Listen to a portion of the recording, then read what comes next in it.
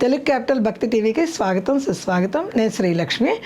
ఈరోజు మనతో శ్రీ ఆనంద శివకామేశ్వరి ఆశ్రమం పీఠాధిపతి శ్రీ శివకామేశ్వరి ఆనందమయ్య గారు మనతో ఉన్నారు. శివకామేశ్వరి గారు నమస్కారం అండి. నమస్కారం శ్రీలక్ష్మి గారు. శివకామేశ్వరి గారు, వసంత నవరాత్రుల గురించి మనము చాలా చెప్పుకున్నాము. అవును. వసంత నవరాత్రుల్లో మొదటి రోజు పూజకి కావలసినవన్నీ ఇంకా ఏమైనా స్తోత్రాలు మనం విలువైనవి పఠించుకునేవైనా ఉంటే వివరిస్తారండి? తప్పకుండా తెలియజేస్తానండి. అందరికీ శ్రీమాత్రే నమః, శ్రీ గురుభ్యో నమః. చాలా మంచి ప్రశ్న అడిగారు. వసంత నవరాత్రుల పూజకి కావలసిన సామాగ్రి రెండే అంటారా? రెండే. అంత తేలిక? ఒకటి శ్రద్ధ, రెండు భక్తి. అవి ఎలాగో ఉంటాయి అనుకోండి. అంటే ఇప్పుడు పూజ అంటే ఎలా ఉంటుందంటే అండి, శ్రద్ధ భక్తి కన్నా కూడా షాపింగ్ ఎక్కువ ఉంటుంది. అవును కదండి. అక్కడ నిండుగా అన్నీ లేకపోతే మనసు అంగీకరించదు కదండి. అక్కడ నిండుగా కాదండి, మనసు నిండుగా పూజ చేయాలి. మనసు నిండుగా ఉండి పూజ చేయాలి. మనసు నిండా అమ్మని నింపుకొని పూజ చేయాలి. మీకు తాడేపల్లి ఆయన రాఘవ శాస్త్రి గారు తెలుసు కదా, విన్నారా ఎప్పుడైనా పేరు? విన్నామండి. వారట అమ్మవారికి ఒక చెంచాతో నీళ్లు నైవేద్యం పెట్టేవారట. ఒక చెంచాతో ఏమీ లేకపోతే ఒక చెంచా నీరు నివేదన చేసి అదే ప్రసాదం కింద తీసుకునేవారట. అంటే ఇక్కడ కావాల్సింది ఆడంబర పూజలు చాలా ఎక్కువైపోతున్నాయమ్మా. ఈ సందర్భంగా నేను చెప్పాల్సింది, వసంత నవరాత్రులనే కాదు, ఏ నవరాత్రి తీసుకోండి, పండగలు తీసుకోండి, వరలక్ష్మి వ్రతాలు తీసుకోండి, పెళ్ళిళ్ళు తీసుకోండి. పెళ్ళిళ్ళకి అనుకోండి, ఎవరో ఇంట్లో పెళ్ళికి ఇంటిలో పాది బట్టలు కుట్టించుకుంటారు. అవునండి. ఇదొక ఫ్యాషన్ అయిపోతుంది. పూజల్లో కూడా ఏంటి అంటే, పక్కింటి వాళ్ళు ఏదో కొంటే వాళ్ళకి డబల్ మనం కొనాలి. వాళ్ళు ఒక ఇత్తడి ప్లేట్ కొనుక్కున్నారనుకోండి, మనం ఒక 3 ఇత్తడి ప్లేట్లు కొనుక్కోవాలి, 3 రాగి చెంబులు కొనుక్కోవాలి, లేకపోతే అలంకరణ వస్తువులు కొనుక్కోవాలి. ఉండాలి. అమ్మవారికి అలంకరణ ముఖ్యమండి.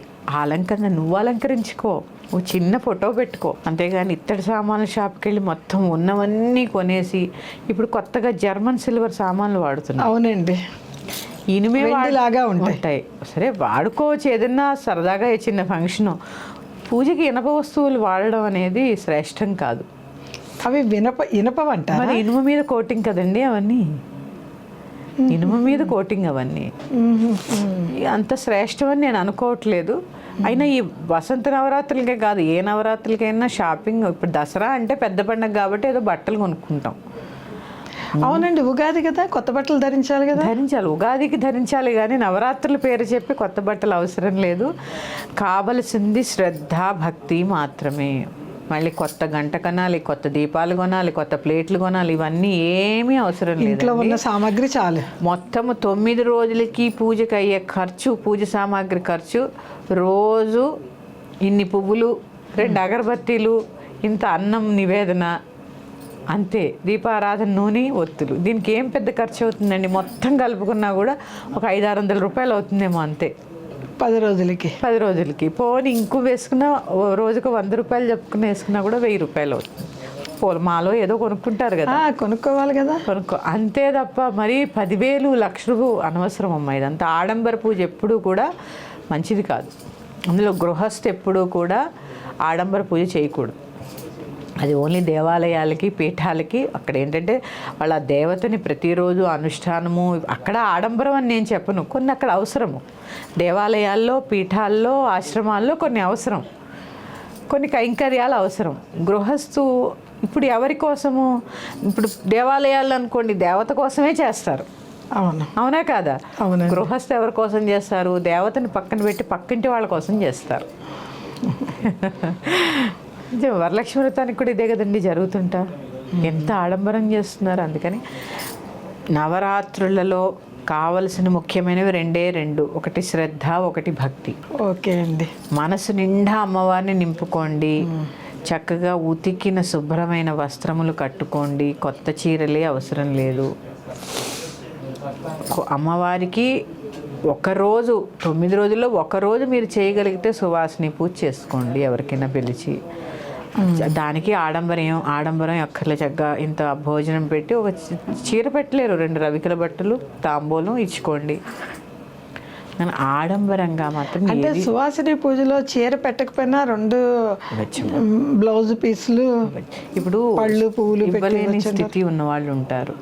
అసలు మానేయకుండా ఒక 2 బ్లౌజ్ పీసులు, 2 పళ్ళు, 3 తమలపాకులు, 2 వక్కలు, ₹1 దక్షిణ పెట్టి చక్కగా తాంబూలం ఇచ్చుకోండి.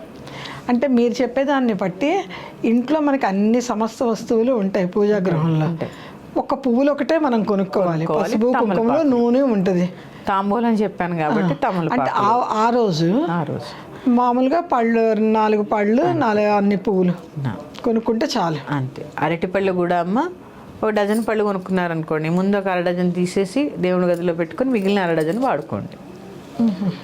లేకపోతే ముందే మనం తినే నైవేద్యం పెట్టకూడదు. ఎందుకంటే అరటిపళ్ళు డజన్ ఒకే గుత్తికుంటాయి కదా, మనం తింటే ఎంగిలి నివేదన చేసినట్టే. అందులో 2 తీసుకొని తిని మళ్ళీ తర్వాత 2 తీస్తే ఎంగిలి అన్నట్టే. ఎంగిలే. ఇవాళ మనం తిన్నాము అంటే అది ఎంగిలే, డజన్ పళ్ళు ఎంగిలి అవుతాయి. అందుకని ముందు డజన్ పళ్ళల్లో ఒక 1/2 డజను అమ్మవారికి పెట్టేసి మిగిలిన 1/2 డజన్ వాడుకోవచ్చు. ముందు దేవుడి గదిలో పెట్టేసుకుని మిగిలిన వాడుకోవచ్చు. ఏదైనా అంతే, ఎంగిలి పెట్టలేం కదా.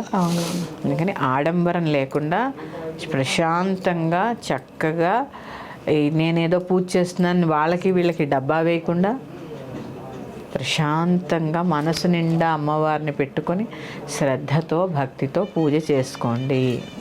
నివేదన కూడా నేను చెప్పాను, ఏముండవు, ఏమీ వండలేకపోతే రోజు అన్నం వండుకుంటాంగా, అందులో ఇంత పెసరపప్పు, ఇంత జీలకర్ర, ఇంత పసుపు, ఇంత ఉప్పు వేసి మొద్గోదనం అంటారు దాన్ని, పులగం అని కూడా అంటారు. పులగం బెల్లం మొక్కేసి నైవేద్యం పెట్టండి. 9 రోజులు చాలు అదే నైవేద్యం, ఏం పర్వాలేదు. స్పెషల్గా ఓపిక లేకపోయినా. అందుకని ముందు కావాల్సింది ఏంటి అంటే శ్రద్ధ, భక్తి. ఇవి 2 చాలా ముఖ్యం. ఇప్పుడు పూజలు ఇవి 2 లేకుండానే జరుగుతున్నాయి. మిగిలినవన్నీ ఉంటాయి. చూడండి, వరలక్ష్మి వ్రతం రోజుని ఏం చేస్తారు, ఒక 20 రకాలు, 21 రకాలు, 15 రకాలు ఇలా అన్నీ వండుతారా. పట్టుచీర ఉంటుంది, నగలు ఉంటాయి, దండలు ఉంటాయి, పువ్వులు ఉంటాయి.